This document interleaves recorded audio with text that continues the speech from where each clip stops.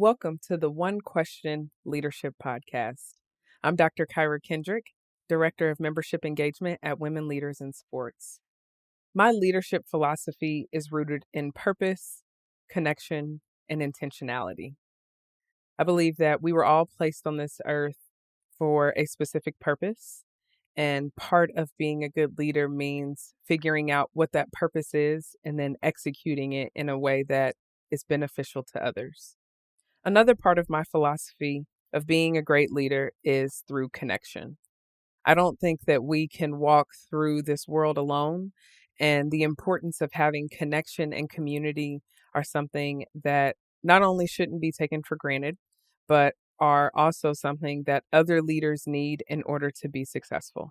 The last part of my philosophy is intentionality. It's great that we have purpose and we have connection, but we must be intentional.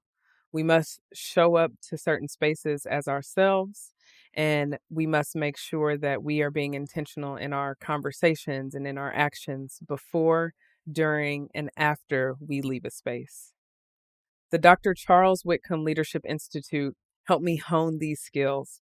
I love my cohort and the 3 years that we spent together, and all it did was teach me that showing up authentically and being vulnerable can only help you be successful as a leader. I hope that you enjoy the episode.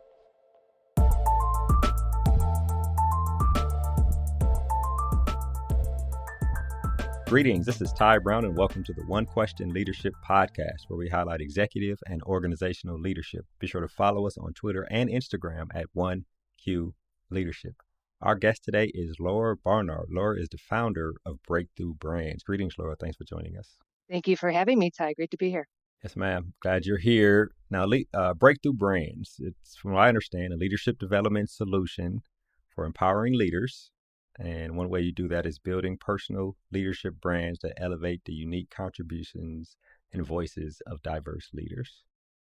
The company, I understand, is you're the founder, right? So Yep. It's women and LGBTQ owned and led.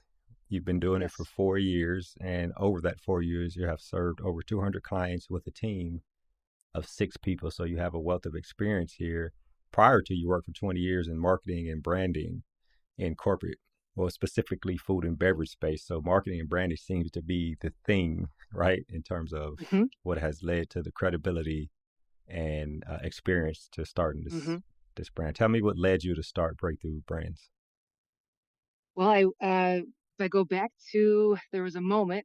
So I was sitting in one of those corporate roles that you described that I'd been in for quite some time, and I was as a basketball player, and you can relate to this, watching the Final Four in a small window on my computer screen.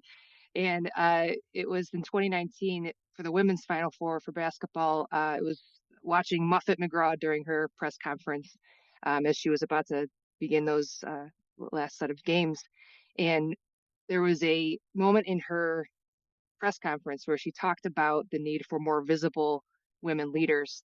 And I just kept watching this thing over and over again when I was supposed to be doing my day job.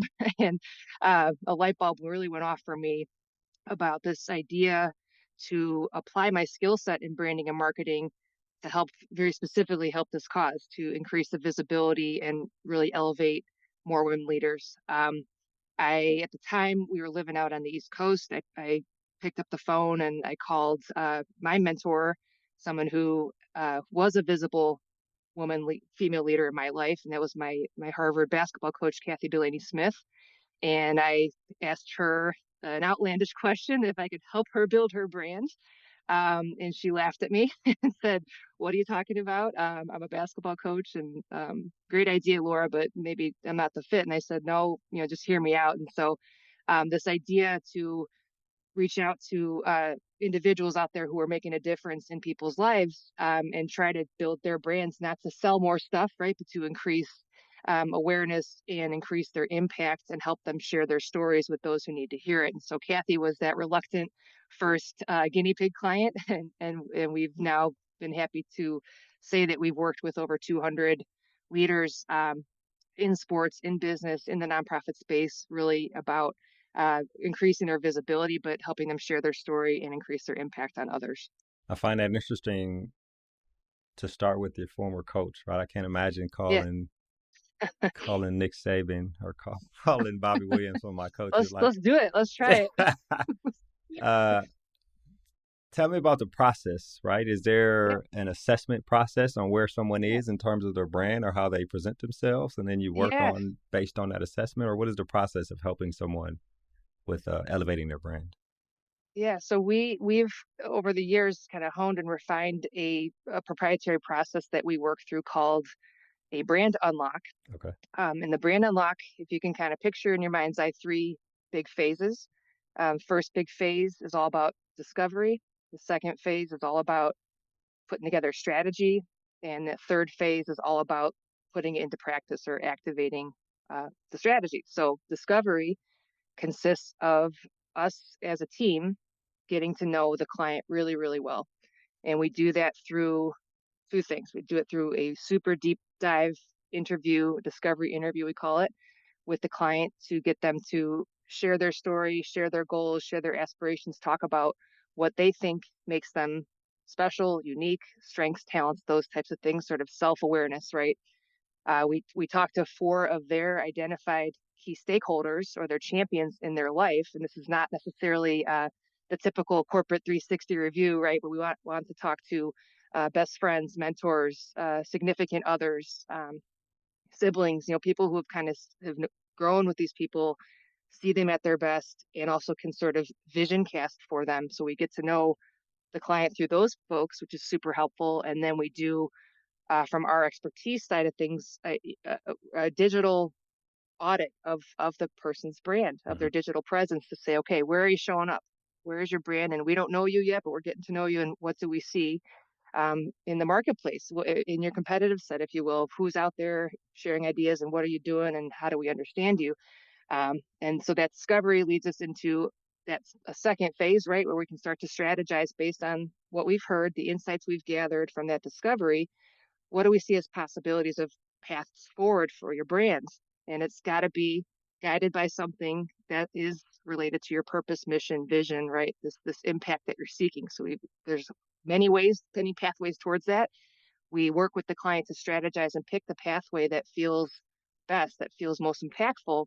And then with that strategy, we say, all right, now where does the rubber meet the road? How do we activate this? We need to help you tell your story, your unique story. What makes you special, not you great, not a laundry list of your accomplishments and accolades in your resume that you know is long and great, but no one cares about, right? It's about an emotional component, about what you've done, but more importantly, where you're heading and what is that change that you're trying to drive towards in the work that you're doing. And we work with the range of folks that work in a lot of different spaces, but really honing that story for them, owning those main messaging pillars that they can lean into when they're interviewed or presenting or on a podcast, right? What are those topic areas? And then we leave them with this really powerful tool that we are developing that's called their leadership brand archetype, or something that we call a leader type. So you may be familiar with different personality quizzes or enneagrams or archetype wheels, right? We've designed ours to really hone into what motivates the leader and how they best motivate others, and how they filter what they say and what they do for maximum impact, kind of relative to that archetype or that leader type. And we leave them with that coaching around, okay, you are the hero leader type, or you are the connector leader type, or you are the trailblazer leader type. Here's some tools, some strategies, some tactics, some ways you can best connect with others. And we set them up with this brand unlock full strategy to go do the thing, right? To go launch the business, or go for that next level promotion, or write that book, or go do whatever it is that is kind of on their path. But we really set the table with them through those three phases through that brand unlock And process. which is interesting. So discovery, create a strategy, execute the strategy. Yep. I think that's Yep. excellent. And Yep. I imagine people who come into the business are at different levels of experience. And so, Mm-hmm. in discovery for someone who is unsure of what their future holds, is it like pulling teeth sometime, or like you know what I mean? How do you? Oh, well, I'm not a dentist, but I can only imagine. Well, I have three kids. I've had some teeth pulled. It's very Right. painful. Hopefully it's not this painful, but there are barriers, sometimes. And through the years now, we've sort of bubbled up these different personas of folks who we're working with. And, um, on kind of one end of the spectrum is the emerging leader, kind of stepping up into a leadership role or kind of going for that next level, maybe in a corporate setting, might be, new director or new senior manager, right? And at the other end of the spectrum, you have a very established leader who may be more of a thought leader, right? And interestingly, like the barriers of, kind of getting that out of them, it really depends on the person, but we have some really powerful questions that we use in that discovery to sort of break down whatever it is that is the barrier that might be holding them back. And for some folks, it might be, uh, internal barriers like the imposter syndrome or negative self-talk or self-doubt or internalized biases, right? And for other leaders, it might be, they're too humble or they don't think they have a story or no, in the case of, Kathy Delaney Smith from Harvard, it was, definitely one of those too humble situations. No one wants to hear what a basketball coach has to say about leadership. And I said, no, people, you're exactly the person that can help people understand about leadership. So there's a range of these barriers, but we try to identify, okay, what persona is this that we're working with, and from the patterns of past work, how do we get through those barriers quickly, but then getting them able to start to step into their brand and tell their story confidently and clearly and kind of pass through that break through that barrier, if you will. Thinking about getting clients, Yeah. is there so someone who may be in a position that they have worked towards, and now they're in this position and they're excelling at a high level, does that if they haven't been a previous client but then they're introduced to your services, does that person look for services to continue to elevate and excel their brand, or does that person not look for services? I guess right, in terms of someone who is where they want to be type thing. Like, what have you found? Because 200 Yeah. people is a big Yeah. study group, right? Yes, it is yes, we're thinking already, you're thinking ahead of us, so where we're going to go looking at this data and what we can learn from it, because it is a sizable base now. But I think, there's always more that we can do, especially, as leaders for others, for other people, and relative to the change that we want to see in the world. And we think about, we talk about, in some workshops that we do and some speaking opportunities, we'll talk about this concept of the limitless mindset, right? And we all know a lot about the fixed versus growth mindset, right? That's the great psychology professor Carol Dweck out at Stanford, wrote amazing books that on this topic. But what if there's something more than just a growth mindset? What if we could really truly remove the limitations that we are facing as leaders, as organizations, as communities, as societies? What would you do, right? If you weren't afraid, if there weren't a limit of time, budget, sexism, racism, homophobia, whatever that thing is, that's the headwind for you. And there's a ton of headwinds for a lot of people. What would you do? What is possible? And even if the person's in that dream job, and we work with a lot of these folks, they're in their quote unquote dream job, but they're not fulfilled Right. and they're not fully, self-actualizing, and they're not really connecting the dots of their work towards the impact that they want to see in the world. And they may be a premier, I'm making this up, an attorney partner at this prestigious law firm, but they're not working on a cause that's really matters to them or related to a change they want to see in the world. And there's a gap there. And so we try to, in a lot of cases, help them navigate that gap and say, okay, how can you use this amazing skill set, this amazing network you have, these credentials, this power and influence that you have, and apply it towards something bigger. And, in some cases, you know, we never are telling people to quit their day job, but we want to make sure there's other ways, other pillars of their brand, if you will, that can hit on the things that matter. So maybe it looks like joining a board or speaking, public speaking on the topic, or writing articles and kind of putting ideas out there towards the thing that they want to change, really with 2 feet still in their job, but branching out in different ways. So this idea of expanding their brand platform, maybe beyond their quote unquote dream job, to have more of that impact that they're seeking and that the world needs Right. with someone like with that level of skill. Yeah, right. And so it's leaning into them more, right? Here, this is your dream Exactly. job. There are definitely gaps in Yeah. terms of feeling fulfilled, but let's figure out how we can lean into you more. What I find interesting, I do some leadership communications coaching, and what Yeah. I find interesting is when you do this type of work with people, it tends to veer into executive coaching, right? Now you're helping them strategize Totally. on things, and um, so that aspect. Tell me about that aspect when it actually, the needle starts getting into executive coaching. Now you're, coaching someone on making decisions in their job or something like that. Tell me about how Yeah. there's an aspect of feeling comfortable to advise someone to Mm. make those types of decisions, right? Where it's like, I haven't been Mm-hmm. in that seat before, and most of the work I've done is branding, or for me, most of the work I've done is like leadership education.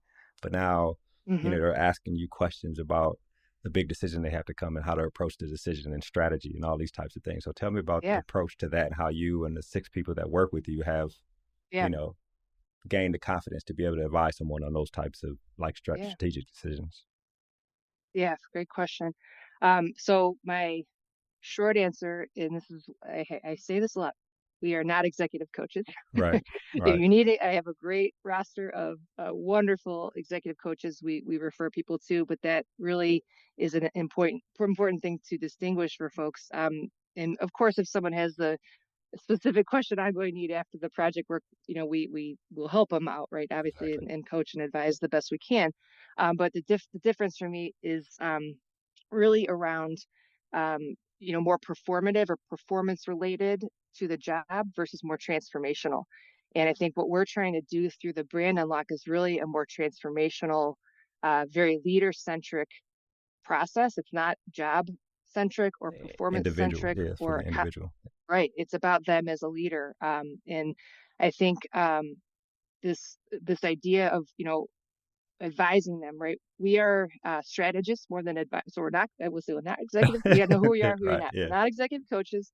We play an advising role, but we're really strategists. And this is where the beauty and the power of a really good strategy is that it's a decision-making mechanism for the person. So if we build the brand strategy, the leadership brand strategy for this person, in terms of objectives, goals, how to begin to do this, what is on brand, what is off brand. That strategy serves as an awesome decision making filter for them of what to say yes and no to. So our role really is to sort of paint the picture, kind of lay out the menu, create the choices for someone, lay out the strategy, pressure test with them, and then that person has to make the choices. We're not saying, I have three, there's three job rotations that I can consider, A, B, and C. What, Laura, team, what do you think I should do? We're not going to tell them choose job A over B or over Right. C, right? We're saying, okay, based on your brand, your strategy, your intended impact, this document we've created together, that is going to help guide your decision making. So, we are creating the choices for the client, and then we're creating the strategy that's going to help them make the Make decisions. decisions. And Yep. it's more transformational than performative, performance related, and it's really about, again, getting them towards as fast and efficiently as possible on that path towards the greatest impact that they can have, versus just more pay or the promotion level up. We want to help them sort of step into that, and realize that. Yeah, I think that's excellent. Cool. Thank you. Well, I hope I mean, we're proud of the work. And I think, it's hard to be different because people try to put you in a box of like, okay, are you this or are you Hmm. that? And we're kind of a little bit difficult to understand at times, but people that get it, and organizations now that are getting it, it's kind of a critical puzzle piece that might be missing in the traditional leadership development, Hmm. professional development space, for sure at the organizational level. I think, as a executive at a large, food company, Mars Wrigley, right?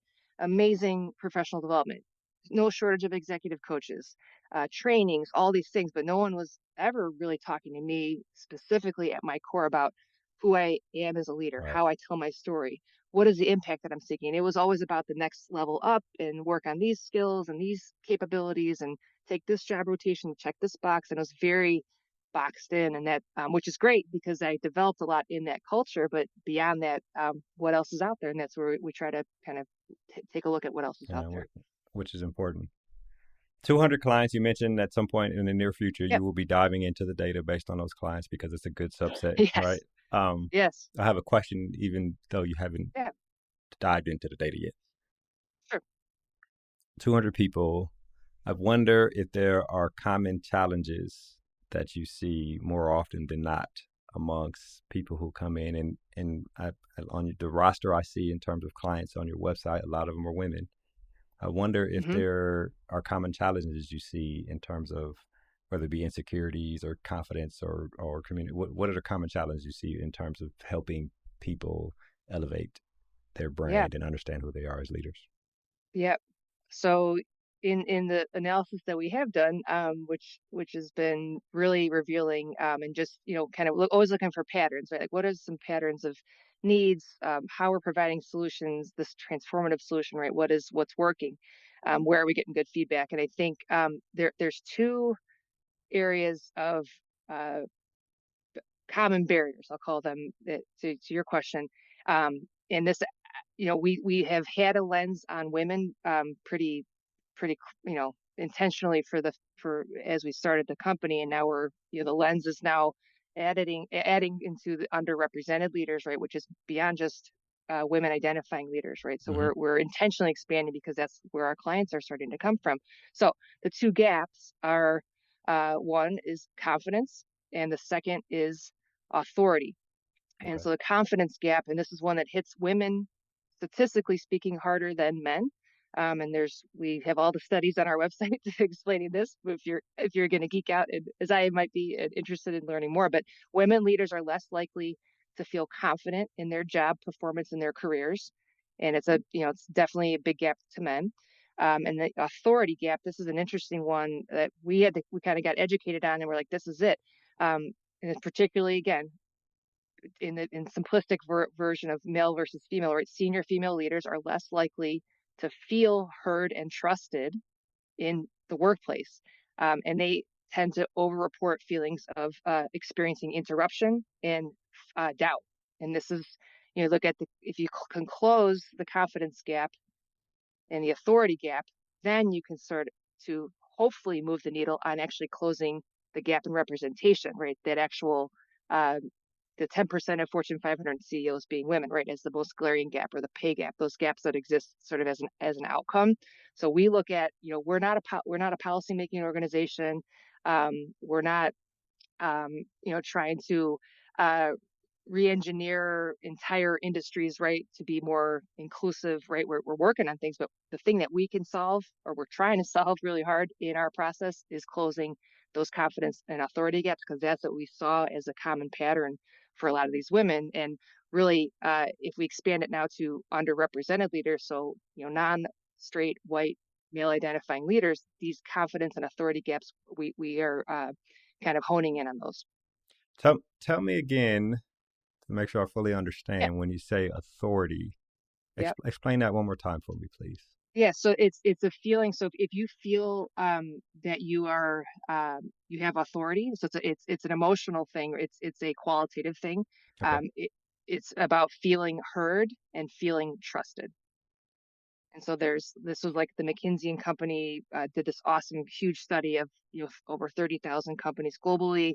Um, I'll send you the link, Ty, back in 2022. And we referenced this body of work a lot, this body of Uh-huh. research, but it's really about the senior female leaders reporting at a 20% greater point basis than men, that they feel less likely to feel heard and trusted, and that they experience interruption and doubt. And I will tell you, as a senior female leader sitting at a board table, when I was, head of marketing for a large confections brand, Hmm. um, that was day in and day out.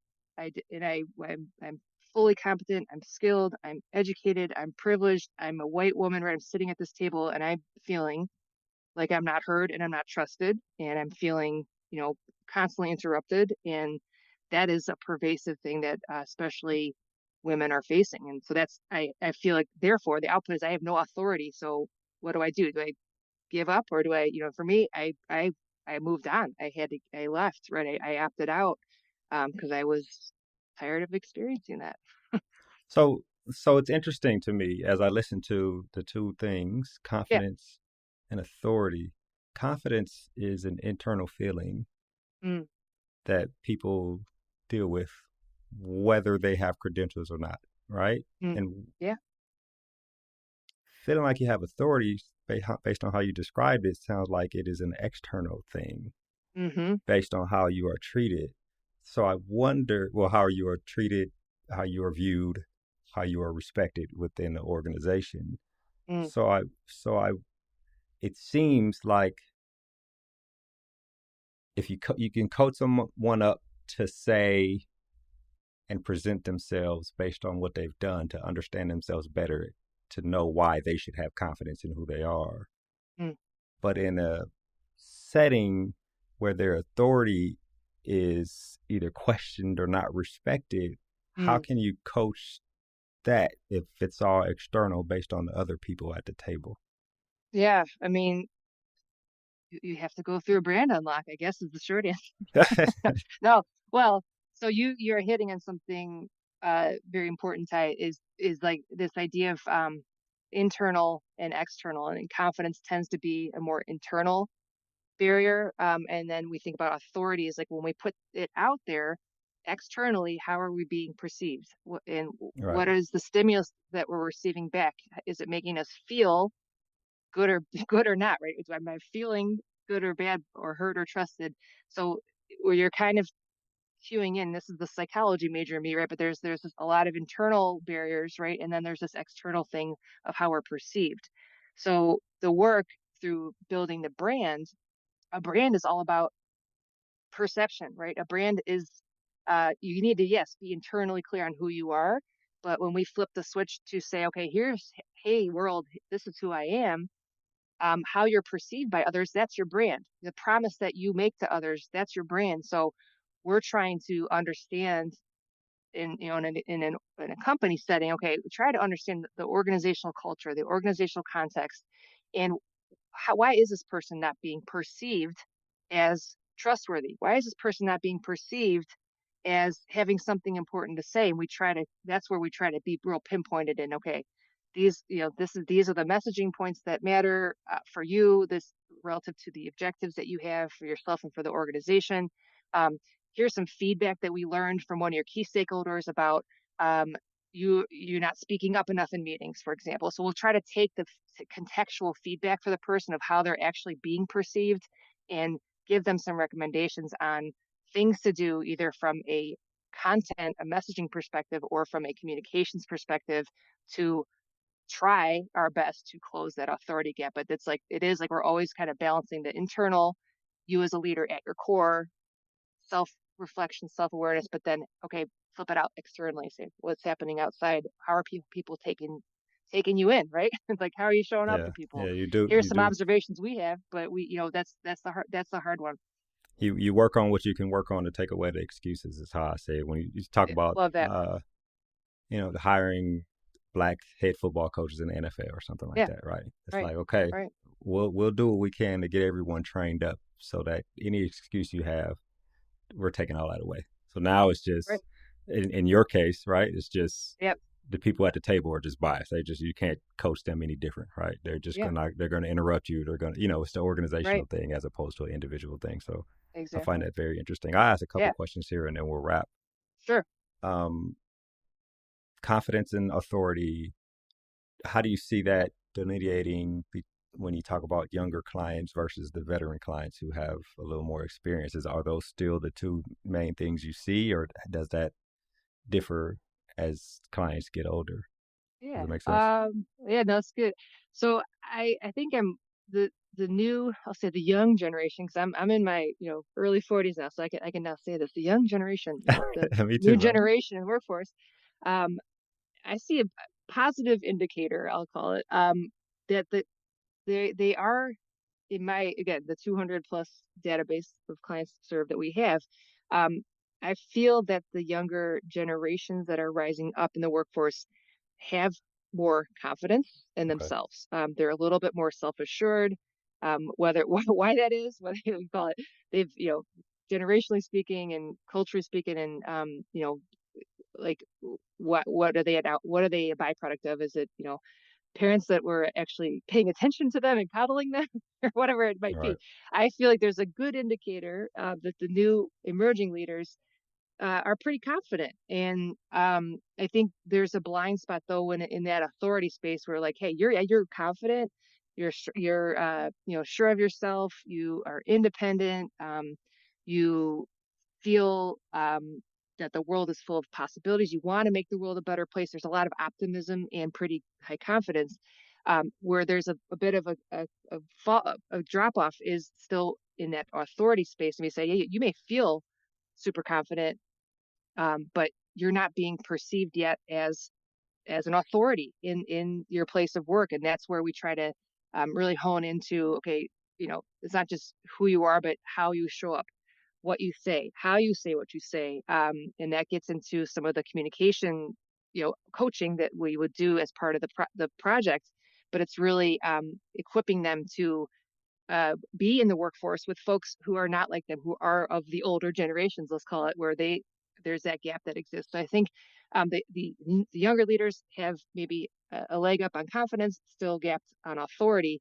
The established leaders or those thought leaders, it always surprises me when the person who you think really has it all together, should be the most confident person, Mm-hmm. is not. And that's where that imposter syndrome, Right. rears its ugly head. And it is amazing to me. And I'm not going to throw names out there, but people that you would never imagine having this, are impacted by it. And that's where, helping really remind them through those key stakeholder interviews, so through those champions in their life, hey, remember, you are this thing. And we try to just refresh that within them, and then give them that boost through this project work to reapply, refresh, almost redefine their brand, and kind of breathe some new energy into it, because they kind of they maybe stall out a little bit and feel like, okay, what got me here won't get me there, or I've climbed the first mountain, I don't know if I have it in me to climb the second mountain. And we said, no, you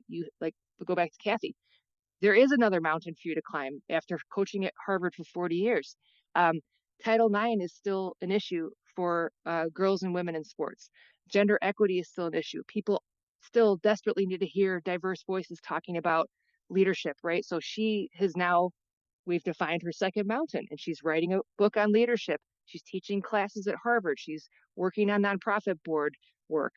She's on podcasts, right? She's putting herself out there, and that almost like shaking off that imposter syndrome and clarifying, okay, what is the next mountain? And that can be very powerful, because these people have so much influence and abilities, and we want to just kind of shake that off them and get them onto the next big thing that they can do.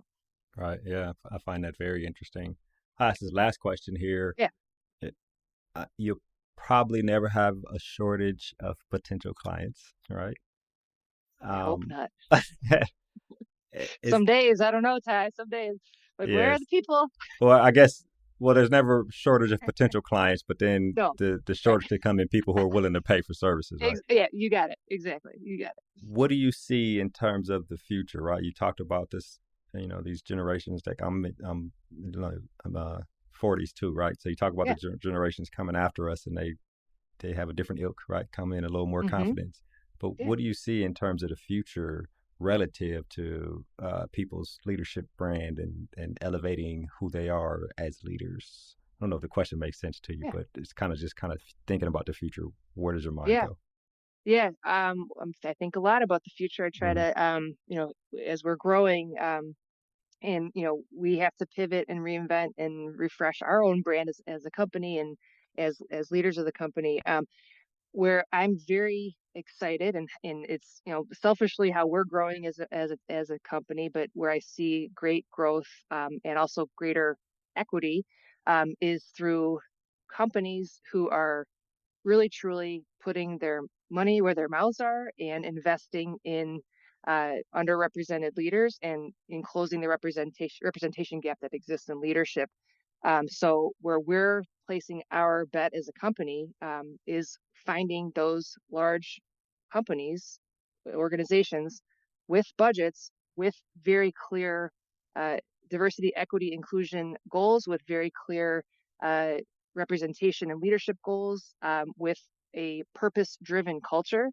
And not all those companies, there's lots of companies out there, not all of them check all those boxes, right? But finding those companies that are like-minded in that way, who are willing and are investing in their underrepresented leaders to elevate them, to amplify them, to support them, to retain them, to drive the change that needs to happen within the teams, within the organization, within the industry, and help these folks be great role models as they are.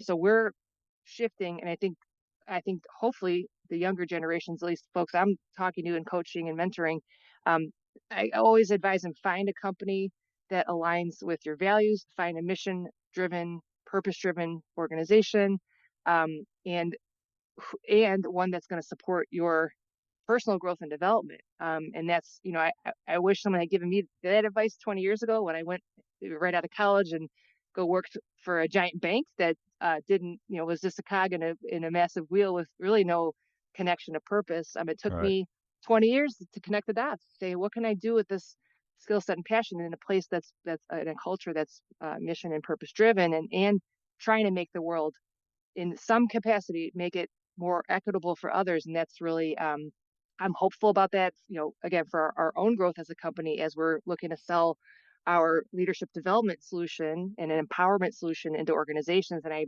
looking, again, at that young generation to say, okay, be discerning about where you're going to spend your time. It's not just getting a job, right? You want to find something that's going to be a fit for you, support you, and, hopefully be moving the needle on something that is making the world better. Yeah, which is excellent, right?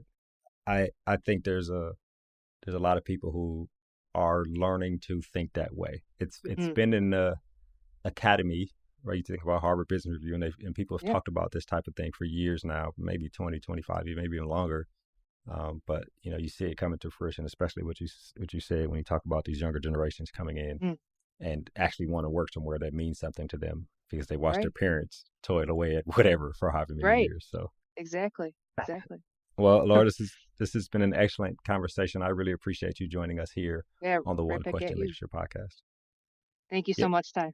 Yes, ma'am. That was Laura Barnard. She's the founder of Breakthru Brands. And of course, I am Ty Brown with one question. And keep in mind, the role of a leader is to create and maintain an environment that people want to be a part of. And as always, be better tomorrow than you are today.